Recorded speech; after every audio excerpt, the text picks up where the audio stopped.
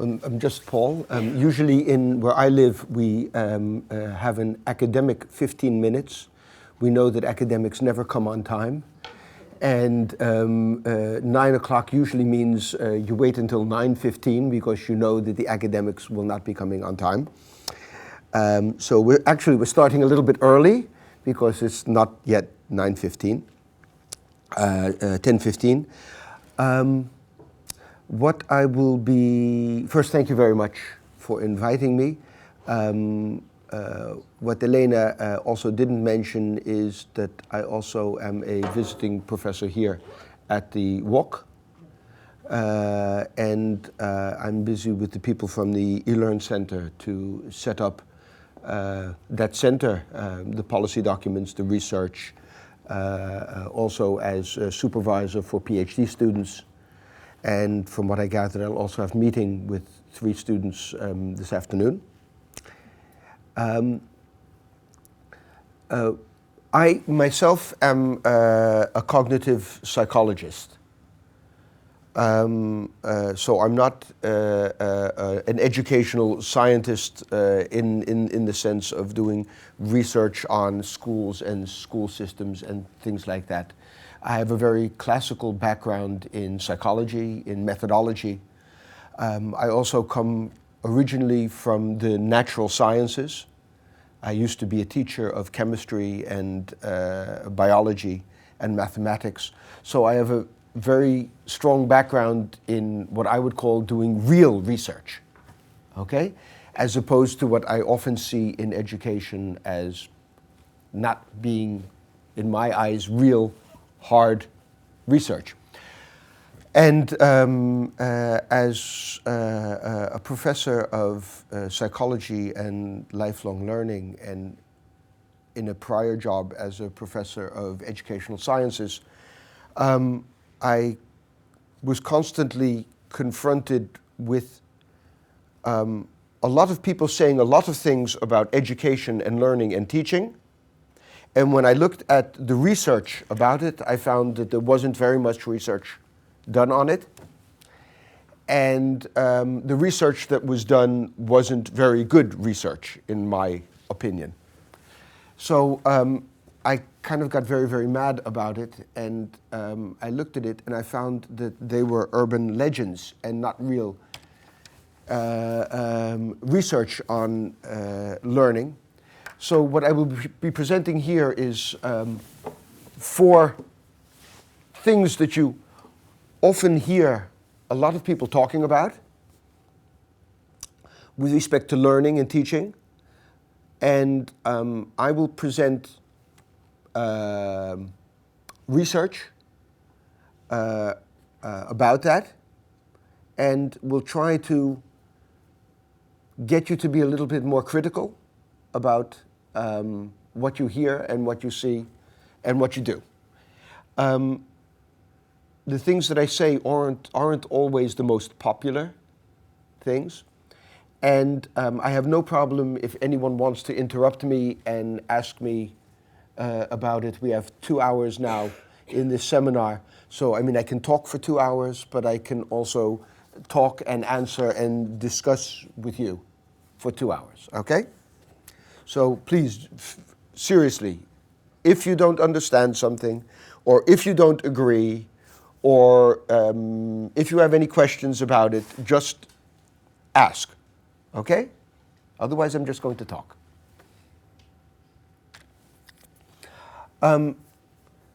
I think many of you people have seen in some form what's called the learning pyramid. At the moment, there are a lot of people making web quests. And if you look at what they're writing about it, they often base what they're doing. Hello, please come in. Great. They often base what they're doing on this learning pyramid idea. And the idea behind it is kind of, it's almost Zen. You know, Zen, if I give you a fish, you will eat for a day. If I teach you to fish, you will eat for your lifetime. It's the idea of what I hear, I forget. What I see, I remember, and what I do, I understand. This whole idea of learning by doing. And a lot of it is based upon that, and you see different parts of it here, like from a lecture, you will remember 5%.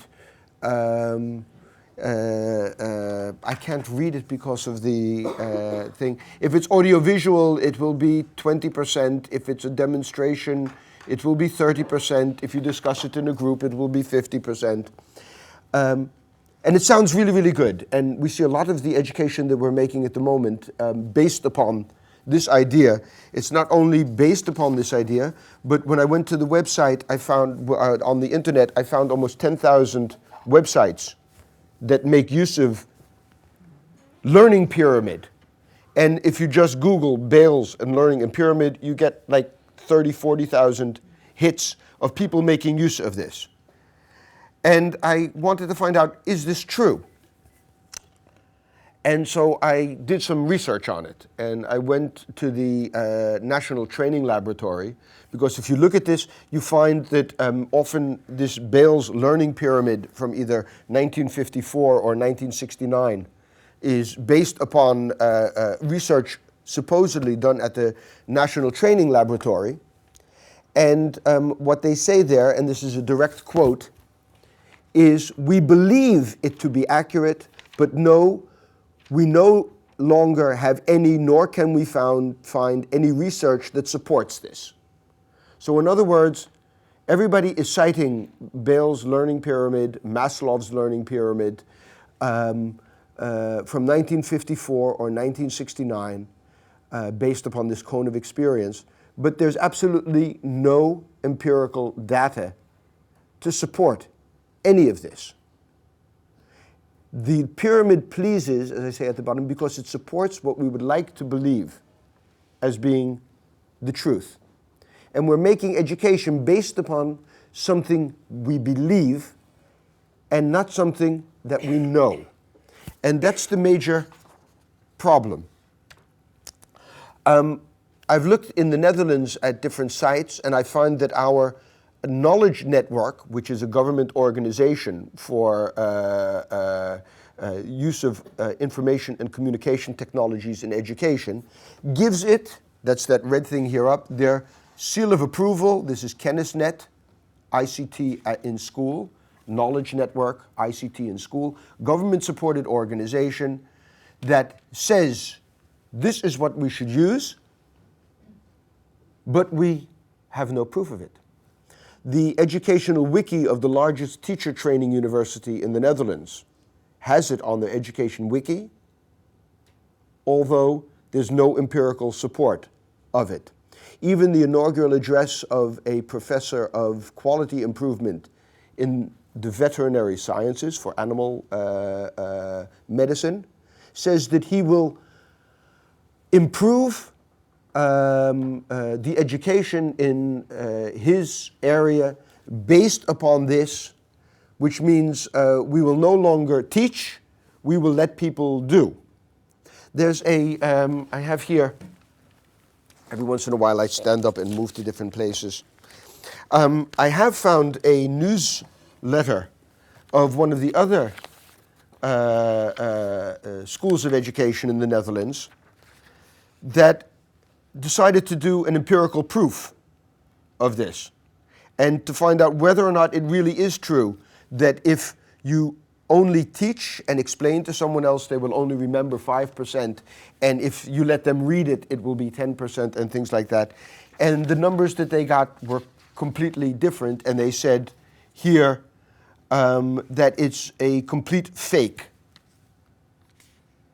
And most of the research that you do finds out it's a complete fake, and the numbers can't actually work. And some of the things that you say include other things. I mean, a discussion group will normally have someone also teaching, and so it's kind of a very strange thing, but we're doing a lot of things based upon it. And in English, this is called an urban legend. And the definition of an urban legend, of een legenda urbana, is a widely circulated story, often believed to be true by the teller, but usually distorted, exaggerated, or fabricated for effect, and often for humor or horror. And it goes like this. One tells the other person, my brother-in-law knows someone who, and you get stories like the alligator in the sewer. I was born in New York City, and we always heard stories about some child got an alligator as a birthday present, and the mother flushed it down the toilet, and these sewer people were working on it, and they were attacked by a 5-meter-long alligator in the sewer. Yeah? Or you have the woman with the high hairdo with all types of lacquer in it, and she was found dead. She was bit to death by spiders that were living in her hair. And it's always, yeah, I saw it, somebody saw it in a newspaper, but they can never find the real proof of it. There are books about urban legends called, one of them is a really good book, it's called The Vanishing Hitchhiker. It's the hitchhiker that went and was picked up and never returned, or whose hand was found, and all of those types of things. There have been really urban sociological research done on it, and the thing is, it always sounds very, very good, and you want to believe it. It fits in your way of thinking, but in an urban legend, there's never any proof. And what I will be talking about is proof. I think the last example, really good example of an urban legend, was Colin Powell and his weapons of mass destruction, which also turned out to be an urban legend, but led to a United Nations resolution and the United States, followed by a number of countries, I think Spain also, in any event the Netherlands, supporting the invasion of Iraq, based upon this urban legend that there were weapons of mass destruction there. So you can see, I mean, I can make fun of it, but these urban legends can really have a destructive effect. And my problem is these types of urban legends lead to armies invading and killing people, and urban legends in education often lead us to bad education. And if we think that children and the people we educate are the future of our country, or the future of Europe, or even the future of the world, I don't think that we should be basing our education on urban legends. I think we should be basing it on good psychological and educational research. Okay? So that's what I'll be trying to deal with. And this is the problem. I don't usually read my slides. I learned from good educational research, from psychological research, John Sweller, on cognitive load. He presented a position on PowerPoint, and he called PowerPoint no damn power, no damn point. It's because people tend to write these great things and also read it, and that leads to an increase in cognitive load in which you don't, it's called the redundancy principle, and you don't, if you read exactly what you say, you don't have the cognitive capacity, I'll talk about that later, to really do it. And also, I tend to read in a different speed than you, speak in a different speed than you read, so you get this conflict, this dissonance. So this is it. And this preconceptual science is, first you reach a conclusion, and then you look for facts that support it, and then you throw away anything that doesn't support it. It's kind of like a religion. Okay? And this is Wiley Miller who talks about it. It's one of my favorites. But what I try to do is to base my ideas about how to make learning environments, how to design texts, instructional design. I try to base it on science. And what is science based upon? If you go to the old science, it's Francis Bacon. And Francis Bacon says you gather a lot of data, you look at the data, and from all the data that you have, you try to find patterns in it, and you make a hypothesis. Other scientists go through thought experiments. I mean, Albert Einstein, in his relativity theory, it was based upon a thought experiment, not on data. And also, so it can be inductive and deductive, it doesn't matter. But you assume something, and based upon what you assume, you come up with a hypothesis. And a hypothesis is something that can be either verified or falsified. It's very, very simple. And what you do then is you set up an experiment or a situation in which you can test that. And if you test it, if you don't find results that contradict your hypothesis, you tend to get the idea, hey, my hypothesis can be true.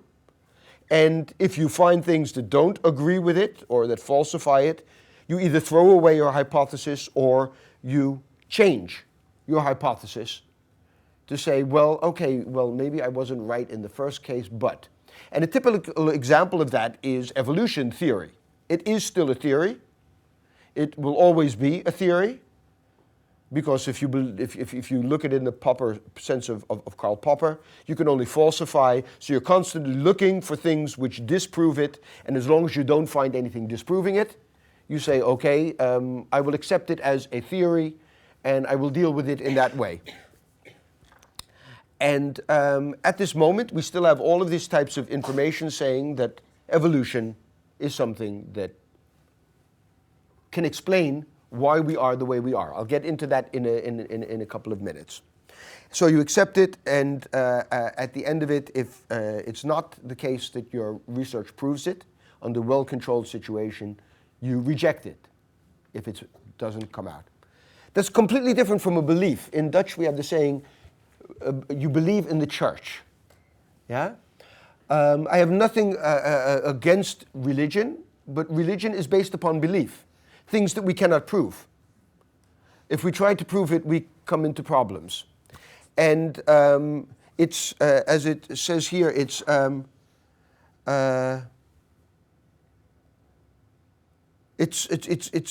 something that we have not accepted or rejected based upon any type of proof.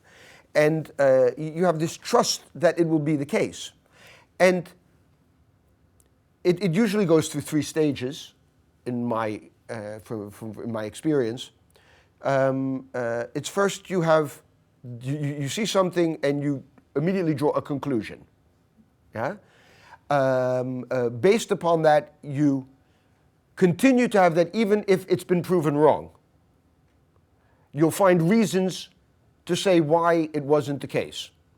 And after that, you tend to then denounce other people for not having that belief, that you excommunicate them from the church or from the church of thought. It doesn't have to be religion. I mean, a very good example is paranormal things. James Randi is a magician. You know, he's kind of like, he goes to Las Vegas and he pulls rabbits out of hats and things behind your ear, or he can tell you what you're thinking. And he says, I am a magician. I'm there to trick you. Yeah? And I won't tell you how I tricked you, but I will tell you I have no special powers. And he put a check from a bank for $10,000 up to anyone who could prove that they could Uri Geller bend a spoon based upon paranormal things, if they could do it in a way that would stand up to a good, controlled piece of research. That $10,000 has never been given out yet. And if you do it in a controlled situation, then you hear things like, well, the vibrations in the room were wrong, so it didn't work. Okay? Now, sorry, but the vibrations, you can all not believe that gravity exists and give any vibrations you want, but if I let go of this, it will fall to the table. You don't have to believe in something to have it exist. You don't have to have good karma or good vibrations. So this idea of a belief is you first say that it's the case. You then, even after it hasn't proven to be the thing, you say, well, it's because you didn't believe your vibrations were bad, and eventually you say, you are a non-believer. And we see it in a lot of things. I mean, I will not step on all of your toes, but homeopathy, yeah? there was a piece of research in Science magazine, which then got a lot of, Science magazine got a lot of very bad letters about it. Because they spoke of water with a memory. Because what they did is they said, well, this is a solution that you dilute and dilute and dilute and dilute to 10 to the 6th power. That's more than 1 million times, okay? Which means that in 1 million gallons or liters of this, there will be 1 molecule of a substance. That means if you put that all in these small bottles, that means the chance of that 1 molecule of substance being in that water is virtually 0. So what the parapsychologists came up with, water has a memory. Although the molecule isn't in that bottle of water remembers that the molecule used to be here and will still have the same working.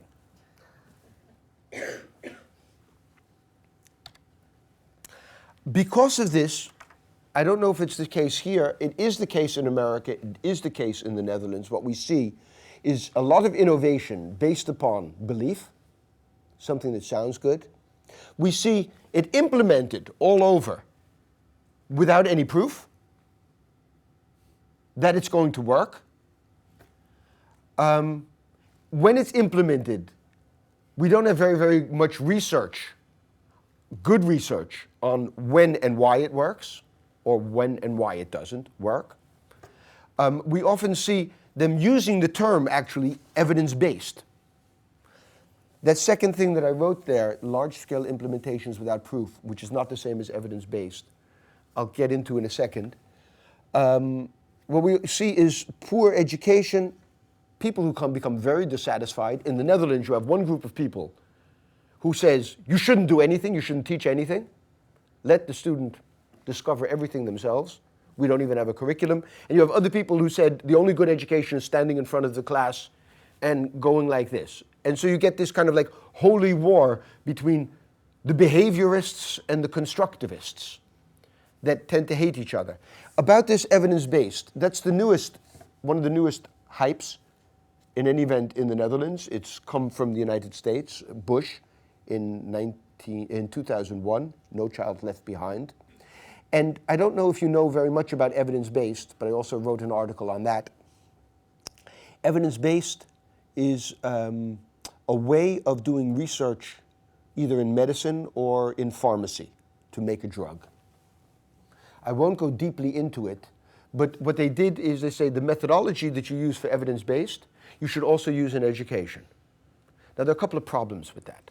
Number one is just the fact that it really doesn't matter if I'm in the train or in my work or wherever if I take my drug in the trial, as long as it's an hour after having breakfast.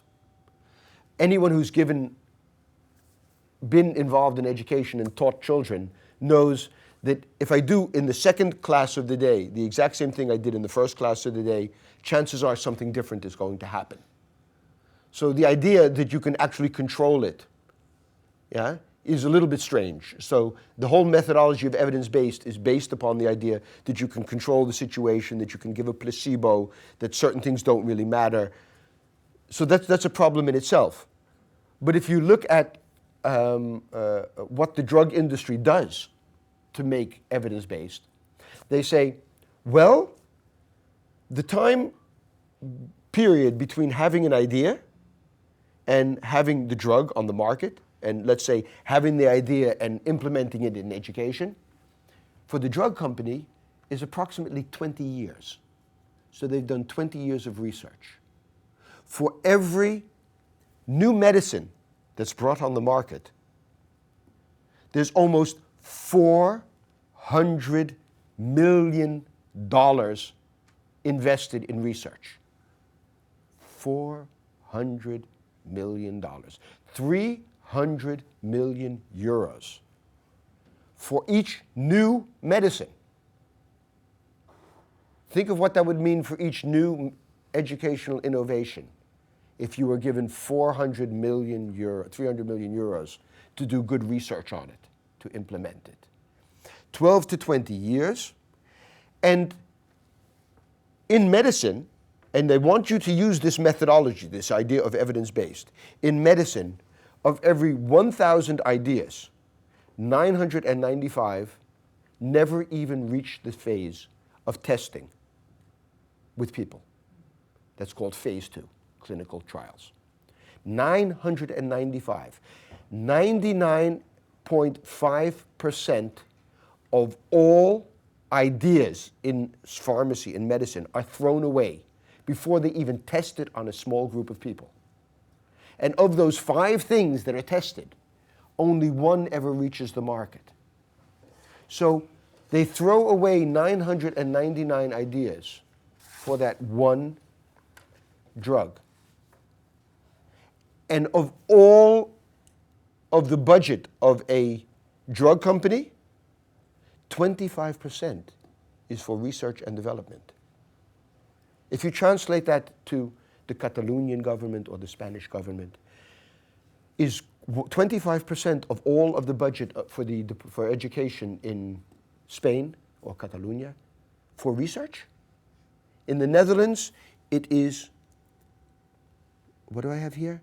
It is 1 promille, 0.1% of all of the money given for education is for research and development, as opposed to 25% in the drug company. So think about it the next time someone says to you, we should do it evidence-based.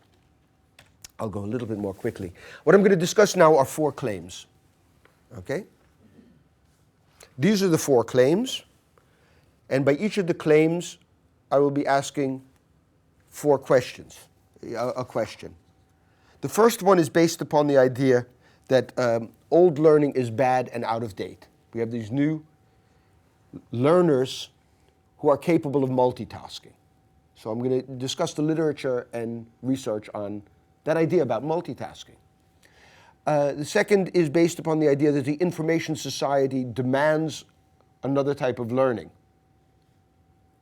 The third is that learning today for children of today is boring. So we have to make it like MTV. And the fourth one is that we have this articulate society, people who have their own ideas, and we should put the locus of control by the learner instead of the teacher. We shouldn't know best as educators. I'm going to go through these things. And the first thing I'm going to ask is, can children actually multitask? And I'm going to discuss this from an evolutionary point of view and from a cognitive point of view. Okay? First, what is multitasking? We have to define things properly. Multitasking is that you are capable of carrying out 2 separate thinking processes at the same time. Okay? I'm not talking about automated processes, things that you can do without thinking. So what we're talking about is chatting and at the same time reading or doing your algebra homework. Okay? What we're even talking about is, you could say walking and talking at the same time. You have the joke in English, walking, he's so stupid he can't walk and chew gum at the same time. Yeah? Type of thing.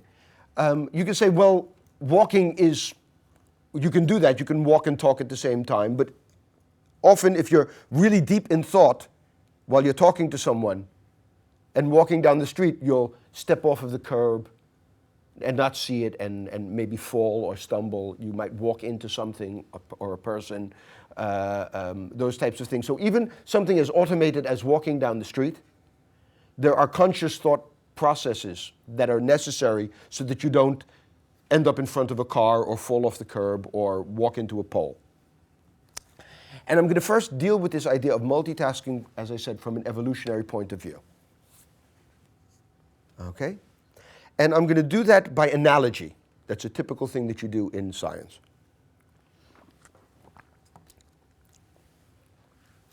I'm going to talk about our metabolism, yeah? About how we work with food that we've eaten. If you go to the United States, this is normal. Okay? Unfortunately. And you can ask, why is this normal? And the reason is evolutionary. When we first started, and we can even go back to apes, but let's say the Homo sapien, the human being as we know it now.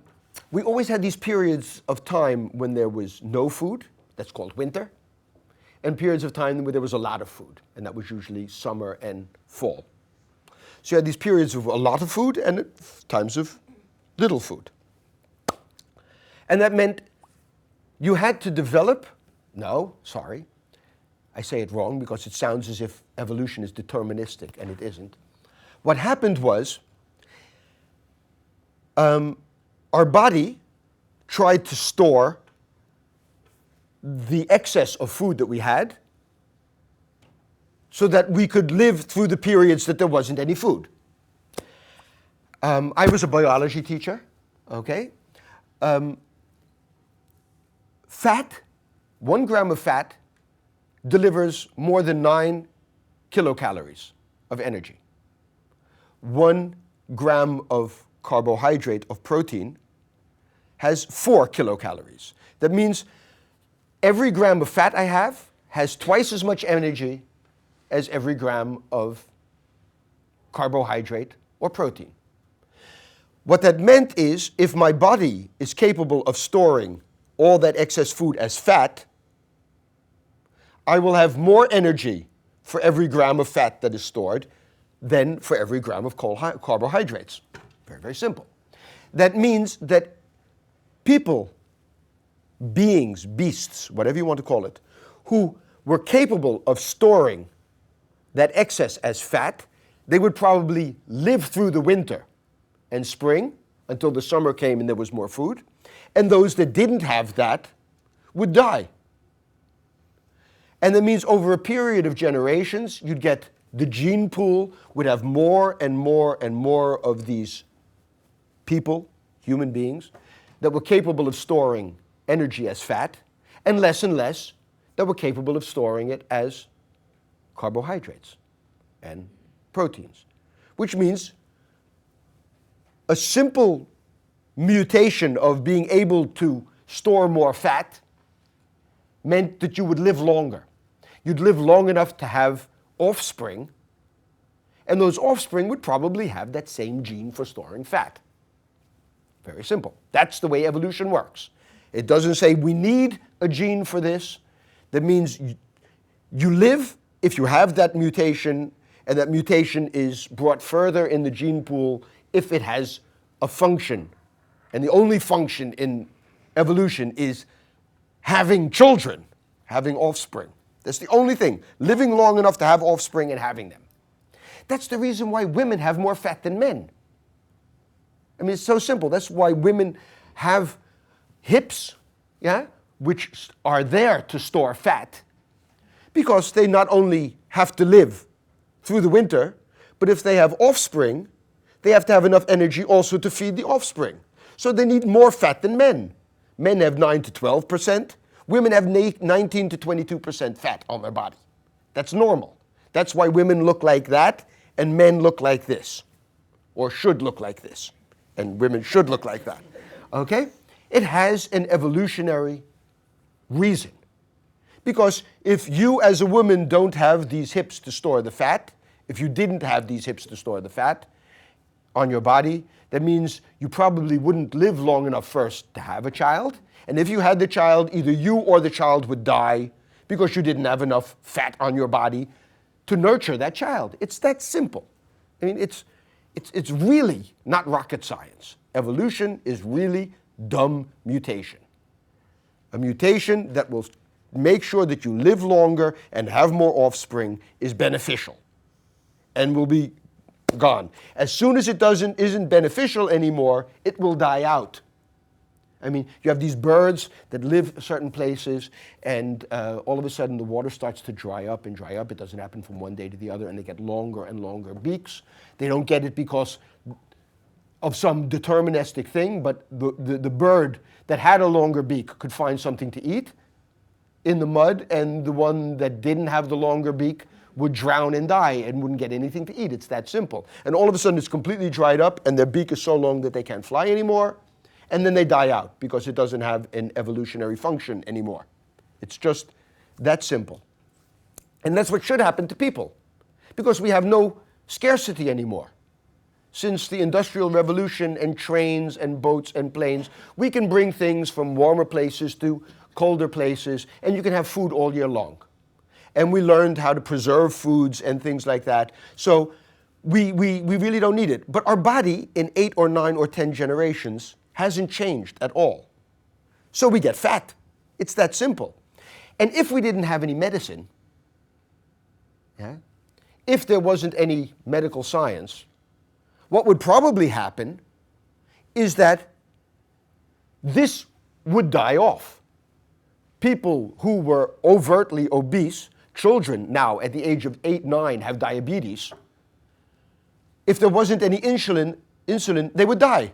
And they wouldn't have more babies. They wouldn't have babies. And people who didn't get diabetes and lived longer, they would get heart attacks and things like that. And that would die out in the population, and the advantage of having fat wouldn't be an advantage anymore. It would be a cost, an evolutionary cost, and they'd die. But we now have medicine, so we can give children who are 5, 6, 7 insulin, so that they will eventually have children who have this gene for excessive fat. Okay. Very simple metabolism. Not very, I mean, it's a part of our body that we take completely for granted. Now let's compare it with the brain. If in 10 generations, again I said it's an analogy, if in 10 generations we haven't reached the point where people are no longer getting fat, but actually they're constantly getting fatter, how can we possibly have the idea that in a half a generation, that the generation Einstein, the internet generation, one of my colleagues calls it the Homo sapiens, how can it be that in a half a generation, the brains of children have evolved to be able to do something that was never possible, multitasking, 2 processes at the same time? So the next time someone says to you, children can multitask, you don't have to believe me, but just think about it and ask yourself, can that happen? It's taken us 4 million years to have a cranium, where our brains are in, that have evolved into Homo sapiens. 4 million years. Can we really change our brains in a half a generation? Is it really so that children nowadays are so different than we were when we were children because they can multitask? I tend to think that that's not the case, based upon evolutionary psychology and evolutionary biology. But we can look at it from another point of view, from cognitive science. As I said, cognitively speaking, we can only multitask that which is automated and where thinking doesn't play a role. I'll give you 2 citations. The National Academy of Sciences, I mean, that's the highest body of research, says that multitask behavior leads to poor learning results. If you try to do 2 things at once that require thought, or if you have to switch quickly, because that's the other thing, you can say, okay, they don't multitask, they switch. So they switch back and forth very quickly. We do that also. It's not something that just kids do. Between 2 or more tasks that require thought, then you make more mistakes and it takes twice as long as compared to sequential work. You make more mistakes and it takes twice as long. In a recent piece of research on reading comprehension and internet messaging, chat, they found that that is indeed the case. Children who were reading and then internet messaging took almost twice as long to reach the same comprehension level as if they were doing the 2 things at the same time. So you can reach the same comprehension level eventually, but it takes twice as long. And there it was 8 minutes and 14 minutes. And you can say, okay, that's not very much.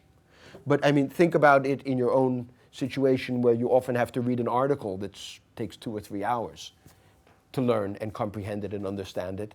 And then it takes 5 or 6 hours. And the question is, do you have that time to do that? And do you want to do that in an educational situation? Dave Meyer, who's the director of Brain Cognition and Action Lab at Michigan State, said the following. If a teenager is trying to have a conversation on an email chat line while doing algebra, she will suffer a decrease in efficiency compared to if she just thought about algebra until she was done. People may think otherwise, but it's a myth. With such complicated tasks, you will never, ever be able to overcome the inherent limitations in the brain for processing information when multitasking. So, I mean, it sounds very, very good, but I don't know if you've ever done that, but I'm sitting and talking to someone and have a meeting, and I always have my computer on. And in the corner of my eye, I see that an email has come. And while I'm talking to someone, I try to kind of look and see what the email says, and I'm reading it. And at that point in time, I don't hear the person anymore. And they'll say something, and I mean, I'm doing something as simple as I'm sitting with a person. There's no other person talking to me. And I'm not capable of reading in part of an email message and listening at the same time. Okay? So, but what does cognitive science say? And I'm going to do a little test with you. Okay? A little psychological test. I want you to look at the next slide and try to name the colors of the words. Okay? Not read the words. Just the colors of the words, okay?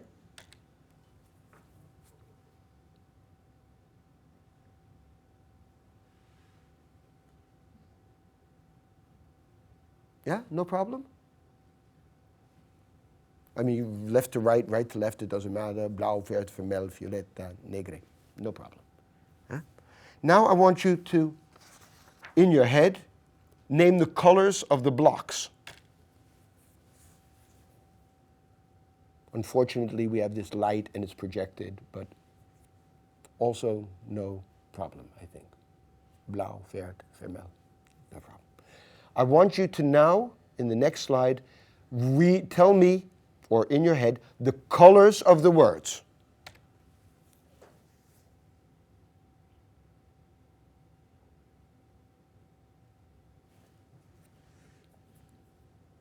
Now, unless you are a bunch of geniuses, or people from another planet.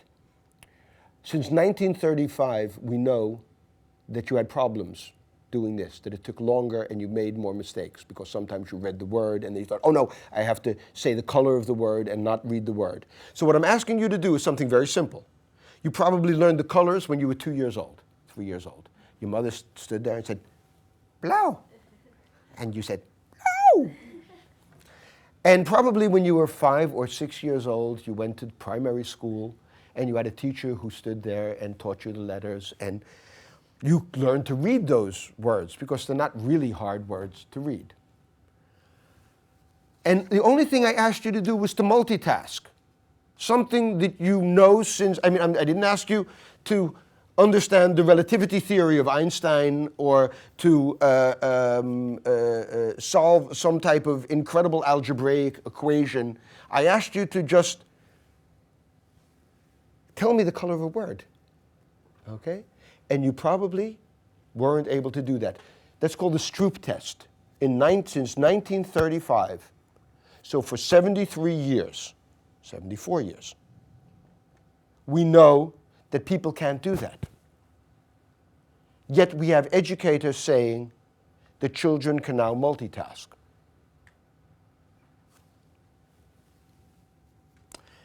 But we'll even go further. There's a piece of research, a bunch of research done and in one of the best journals that there is on these topics. It's called Human Factors in Ergonomics. Of talking on the cell phone and driving drunk. Okay? Those are the three things. This is here, driving drunk. This is the baseline. And this is using a cell phone. And we're talking about using a cell phone either like this or hands-free. It doesn't matter. And they did it in a very controlled situation, and they found, for example, that cell phone drivers had 3 accidents, while the baseline and the people who were drunk, legally drunk, had no accidents. That the time to brake for people who were drunk and people who were just driving was approximately the same, but cell phone users had considerably more time needed to be able to brake. That the amount of time after braking to get up to normal speed again was longer for these people. And not only that, they also found that the people, if you look here, that even self-driving were direct to gaze when they were told to look at objects in the environment while they were driving in the simulator, failed to see them when they were talking on the cell phone. So that means they didn't see things happening. People stepping out from cars, school buses stopping. That, in other words, you could better drive drunk than drive using a cell phone. While we're thinking driving is fairly automatic. We've all learned it. Those weren't people who had just learned to drive, those were experienced drivers. And it wasn't something new using a cell phone for them. They were experienced at using the cell phone. And the people who were drunk were legally drunk, and they tested the blood alcohol. In other words, something as simple as driving a car and talking to someone else on a cell phone is something you cannot do. And doesn't matter compared to handheld and hands-free, identical. So this idea, it's because you have it in your hand, has nothing to do with it. Yeah? I think the problem is that we tend to think, or we think that we can do that. Yeah. And you're saying that we can't, Yeah. based on evidence. But Yeah. We tend to think, yeah. I see the problem that we think that we can. Exactly, and that's why what I also said with, we tend to think that children can multitask so we can make education in which we build in the possibility of multitasking, whereas research shows that it is less effective and less efficient. You make more mistakes and it takes longer. But, sorry, what will be the difference between Sitting in it and talking to someone else who's sitting next to you. There's been a lot of, I'm glad you asked that, I don't have to say it myself. There's been a lot of research. People who are in the car with you at the same time drive with you. They lower their voice in a dangerous situation. They stop talking when it gets even more dangerous, or they make you a tent. People who are talking to you on the telephone don't drive with you. That's the major explanation for why it's the case. It's because of that they tend to drive along with you. And if you say, well, you can listen to a radio, but you're not concentrating. And if you start to concentrate on what's happening on the radio, from who was the composer again of that and when was it, you would see that in times that you're thinking about the music, your driving ability will be less. You possibly won't get into an accident, but you won't see the things happening around you as well as if you're not concentrating on. As soon as it comes from, there's a traffic jam somewhere and you're driving and you have the radio on, and it's we have in the Netherlands, you'll probably also have it here, that as soon as you're in the neighborhood, as soon as a traffic notification comes on the radio, it gets louder, or you're listening to your CD and all of a sudden that comes on and you listen to it, all of a sudden you're not concentrating on the road anymore. You're now listening for where am I going to be in a traffic jam type of thing. So there is a difference. We are talking about the controlled situation, Yeah. but what about the contextual issues? For example, the type of road, the skill the driver has. Well, it means that the more... Where is the boundary, not the boundary for a control or evidence-based? What they did is they had all different types of conditions. So driving on city streets and driving on rural roads and in dangerous situations and in non-dangerous situations. All of them were experienced drivers. And things like that. I mean, it's even worse for an inexperienced driver, because talking about switching, I mean, an experienced driver looks in this mirror, that mirror, checks this, and does all of these things kind of almost automatically, but is doing it. checking all of the things. And if you look at an inexperienced driver, they even have to think about it. Oh yeah, look in my mirror, look at this. They move their heads instead of moving their eyes and things like that. So it's even worse. I mean, if this is with experienced drivers, this type of results, you can imagine what it would be like for an 18-year-old that just got their license and then is driving and talking to their friends at the same time while listening to rap music and whatever. So this is actually the case. I mean, I wouldn't tell anyone to drive drunk, but if I'm going to say which should you do? Drive drunk or talk on the telephone, I'd say drive drunk. In any event, research proves that it's safer.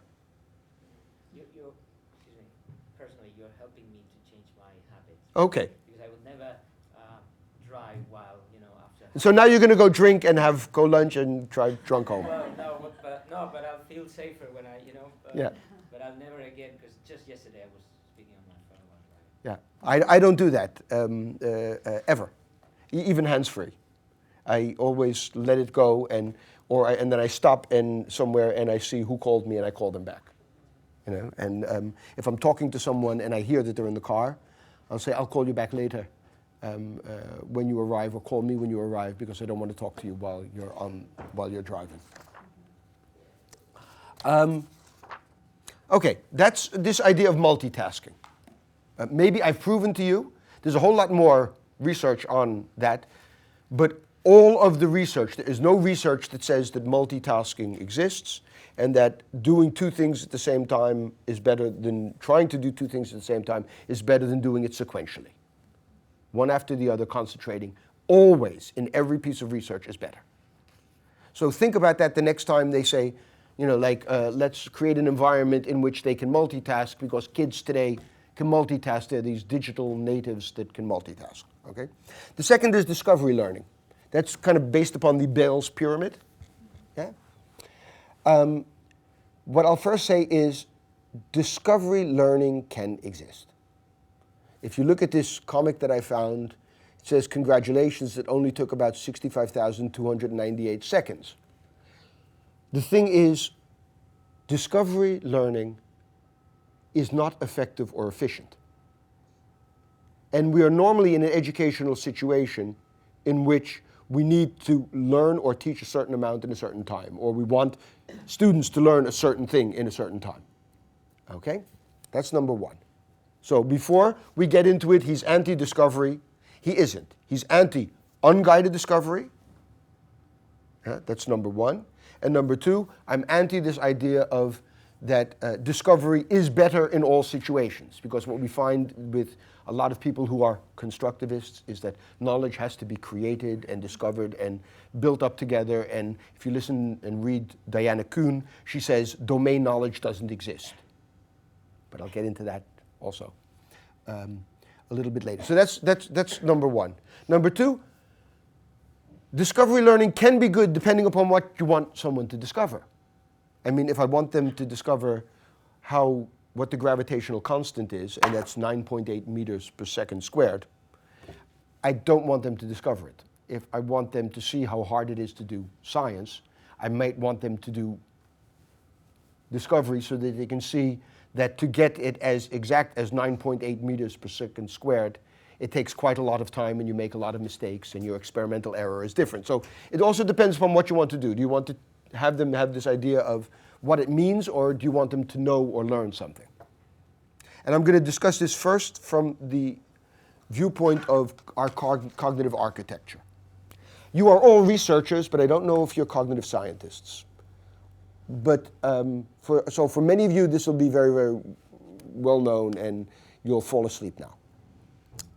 We use, since the 50s and the 60s from Anderson, this idea of a three-box model of memory. That means things happen all around us, and we have this sensory memory. Yeah, that's our fingers, we hear, we smell. I mean, I don't know if you ever noticed it, but all of a sudden you can be walking somewhere and you smell something and you think of home, or you think of something. Yeah? It's this sensory memory that you have. Yeah? And that sensory memory, it has a very large capacity, but it holds things for a very short period of time. And if you don't think about it, if you don't do something with it, it's gone. It's kind of like, I will now tell you that this is making a sound in the background and can be very annoying. And you probably didn't hear it until that moment, or didn't attend to it. And now that I told you about it, you will attend to it, and your sensory memory, through attention, it will now go into your short-term memory. And the longer I talk about it, and the more I say that it's very, very annoying, if I say that, by the end of this, you will hear this and it will be driving you crazy. Okay? Because you will be rehearsing it, this elaborative rehearsal, and I'll constantly say it to you, so this rote effect, kind of thinking about it every time, not doing very much. So it goes into your short-term memory, and if you don't do anything with it, you lose it within, some people say 2 seconds, other people say 30 seconds. 30 seconds was what Peterson and Peterson said in 1959. Okay? So we know since 1959, if we don't do anything with it for 30 seconds, we lost it. It might as well never have happened. Okay? And we know that it's also limited. Baddeley says 7 plus or minus 2. Miller said in 1956, 5 plus or minus 2. And remember, we're talking about new pieces of information. Not things we already know. Because things we already know are in elaborative rehearsal. It's in our long-term memory. And that's unlimited. Okay? And unless you get Alzheimer or something with your brain, it's there for the rest of your life. Okay? And it can be interfered with. It can be enriched. We know since Piaget the ideas of assimilation and accommodation. New things that we see that are in accord with our schemas, we assimilate into our schemas, and we make more elaborate and more intricate schemas. And things that happen that don't agree with our schemas, if that happens enough, we will tend to change our schemas. That's called accommodation. Assimileren, accommoderen. Yeah? Jean Piaget. The patron saint of constructivism was a pure cognitive psychologist, developmental psychologist. Okay. What are we talking about now if we're talking about discovery learning? We're talking about people have a problem. They're given a problem that they have to discover something. They have to come across all new types of information. They have to evaluate if that new information is relevant for solving the problem, figure out how it solves the problem. It's not things from their, discovery learning, we're talking about learning, so we're not talking about things they already know. So this limited short-term memory doesn't have enough capacity to deal with the problem, referencing the problem, all of the new things, evaluating whether the new things are actually available. In a second, I'll go into weak and strong problem-solving strategies and things like that. I'm just talking about the cognitive architecture. Our brain can't do that. There's a reason for that. John Sweller and Geary will say that it's an evolutionary reason. The evolutionary reason is, if, I'll put it very simply, John wrote a beautiful chapter on it. But very simply, we don't have an executive function in our head to deal with new information. We only have that executive function if it's old information. A chess player, a grandmaster, doesn't remember a chess piece. That person remembers a whole chess board and a whole chess game as one chunk of information. But if you're in a situation in which all of this information is coming to you at the same time and you have to decide, am I going to run or am I going to fight? If you had an unlimited short-term memory, you would probably be still thinking about what am I going to do at the time that the tiger ate you up. It's that simple. So we have a very limited short-term memory to deal with new information, to make sure that without a central executive function in our brain which governs how we think about and how we work with it, that you don't have too much in your head. You tend to use heuristics. You throw away certain things and you only relate to certain other things to get me out of this situation as quickly as possible or to stay. That's an evolutionary. But our cognitive architecture has evolved and is like this for the past 10,000 years. It's that simple. Discovery you can do, but it's not very effective and not very efficient, and often leads to discovery of the wrong things. Any of you have children know how persistent naive theories can be. In science, we have something called naive theories of science. That's, for example, if I throw a ball, there are still forces working on that ball pushing it ahead. Science tells us there are only two forces working on the ball. One of them is called gravity, and the other is called friction, and they both stop it. 1/3 of all university students still think that there's a force in the natural sciences, a force driving the ball forward once it's left your hand, or driving. It isn't. So it's a naive theory. We have this idea that it works, and we know as natural scientists how hard it is to get rid of these. So experience can also mean not only that you learn the right thing, but you learn the wrong thing, and it's kind of hard. Once you've learned the wrong thing, it tends to be very persistent and stay. Yeah?